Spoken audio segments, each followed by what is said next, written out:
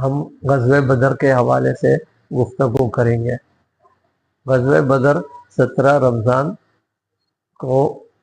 سن 2 ہجری میں ہوئی، اور اس کے لیے حضور صلی اللہ علیہ وسلم 12 رمضان کو مدینے سے نکلے اور 16 کو بدر کے مقام پہ پہنچے، جو تقریباً 250 کلومیٹر دور مدینے سے تھا۔ اس کی وجہ یہ ہوئی کہ ایک قافلہ شام کا ابو سفیان کی نگرانی میں آ رہا تھا، اور اس میں شام سے آ رہا تھا، اور مکے کے تاجروں کے اس میں سامان تھا۔ تو لوگوں نے یہ سوچا کہ اگر اس قافلے کو روک لیا جائے اور ان کا سامان لے لیا جائے تو مکے کے معاشی حالت پہ ضرب لگے گی، اور مدینے کو کچھ معاشیات کے لحاظ سے تجارت کا اسباب بہتر ہو جائیں گے۔ اس نیت سے حضور صلی اللہ علیہ وسلم مدینے سے نکلے، لیکن ابو سفیان کو اطلاع مل گئی۔ ابو سفیان نے دوسرے راستے سے مکہ چلے گیا، لیکن اس نے وہاں پر جا کر بہت پروپیگنڈا کیا، اور ابو جہل اور دیگر تمام مکے کے لیڈر عتبہ، مغیرہ، شعبہ وغیرہ 1000 کا لشکر لے کر جنگ کی تیاری کی نیت سے نکلے، جبکہ مسلمانوں کا جنگ کرنے کا ارادہ نہیں تھا، وہ صرف تجارت کے قافلے کو روکنا مقصد تھا۔ جب حضور کو اطلاع ملی تو انہوں نے مدینے سے 180 کلومیٹر دور بدر کے مقام پہ رک گئے، اور پھر جب جنگ کا آغاز ہوا تو حضور صلی اللہ علیہ وسلم نے اونچائی کی طرف ایک پہاڑی پہ اپنا خیمہ بستی قائم کی، اور کنویں کے اوپر اپنا قبضہ کیا، تاکہ یہ 2 باتیں جنگی حکمت عملی تھی۔ جب جنگ کی رات آئی، یعنی کہ 17، حضور صلی اللہ علیہ وسلم نے اللہ تعالیٰ سے بہت دعا کی اور کہا کہ یہ کچھ بندے آپ موجود ہیں، اگر یہ آج شہید ہو گئے تو پھر آپ کا نام لیوا کوئی نہ ہوگا۔ اللہ تعالیٰ کو حضور صلی اللہ علیہ وسلم کی دعا، یہ چیزوں انکساری بہت پسند آئی، اور فرشتوں کے ذریعے آپ نے مدد کی۔ جنگ ہوئی، جو طریقہ کار تھا اس کے تحت تو حضرت مصعب بن عمیر کو بڑا علم دیا گیا، اور پھر سعد بن معاذ کو انصار کا، حضرت علی رضی اللہ تعالیٰ عنہ کو مہاجروں کا علم دیا گیا۔ شروع میں بڑے لیڈر آپس میں جنگ کرے، اور اس میں مسلمان فاتح ہوئے۔ جب عام جنگ ہوئی اس میں یہ مسلمانوں نے کافروں کو قتل کیا، اور مسلمان کامیاب ہوئے اور کافروں کو گرفتار کیا۔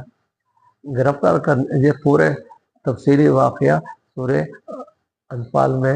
9ویں سپارے میں موجود ہے۔ اس کے بعد جو کافر گرفتار ہوئے تو اب حضور صلی اللہ علیہ وسلم کی عادت مبارک تھی کہ مشاورت کرتے۔ حضرت عمر رضی اللہ تعالیٰ عنہ نے مشورہ دیا کہ ان کافروں کو قتل کر دیا جائے، کیونکہ انہوں نے مسلمانوں کو مکے میں بہت تکالیف پہنچائی تھی۔ لیکن حضور صلی اللہ علیہ وسلم رحمت للعالمین تھے، نرم گوشہ رکھتے تھے، تو حضرت ابو بکر صدیق رضی اللہ عنہ نے مشورہ دیا کہ جو لوگ صاحب ثروت ہیں ان سے 1000 سے لے کر 5000 درہم زر تعاون لے لیا جائے یا فدیہ لے لیا جائے، اور جو غریب ہیں وہ مسلمان بچوں کو دنیاوی تعلیم سکھا دیں۔ حضور صلی اللہ علیہ وسلم نے اس مشورے کو پسند فرمایا، اور جو صاحب ثروت لوگ تھے ان سے زر تعاون یا فدیہ لیا، جس سے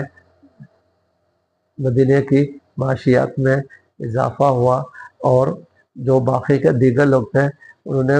مسلمان بچوں کو تعلیم سکھائی۔ اس سے تعلیم کی اہمیت کا بھی پتہ چلتا ہے، اور یہ بھی پتہ چلتا ہے کہ حضور صلی اللہ علیہ وسلم نے رحمت للعالمین کے تحت درگزر کیا اور انتقامی کارروائی نہ کی۔ سورہ انفال میں اس پورے واقعے کا ذکر آیا، اور یہ بتایا گیا کہ हज़रत उमर की जो राय थी वो राय का कबूल करना चाहिए। हाँ, क्योंकि काफिरों ने हमेशा मुसलमानों की सख्ती की, और जहाँ तक माल और दौलत का ताल्लुक है वो अल्लाह ताला आपको नवाज देता। तो उसके बाद माल गनीमत की तकसीम का तरीक़ाकार सूरह अनफाल में बयान हुआ कि पहले जिसको जंग में जो चीज़ मैसर आती थी वो सिपाही का हिस्सा बन जाता था। इस्लाम में इसके वजह ये कहा गया कि तमाम माल गनीमत एक जगह जमा होगा और पूरा तमाम जो लोग जंग में शरीक हुए उनको तकसीम होगा, और जो पांचवा हिस्सा है वो रियासत को मिलेगा। जो लोग जंग में नहीं आए, जो शहर में रहते हैं, या ख़वातीन या बच्चे या मिस्कीन या यतीम लोग, जो कमज़ोर लोग हैं, वो और जो सरकारी किफ़ालत में है, उनको उस पैसे से मदद की जाएगी। तो जंग बदर को कुरान शरीफ में यौमुल फुरक़ान कहा गया कि मुसलमानों और काफिरों के दरमियान फैसले का दिन, यानी कि इस जंग के बाद मदीने की ताकत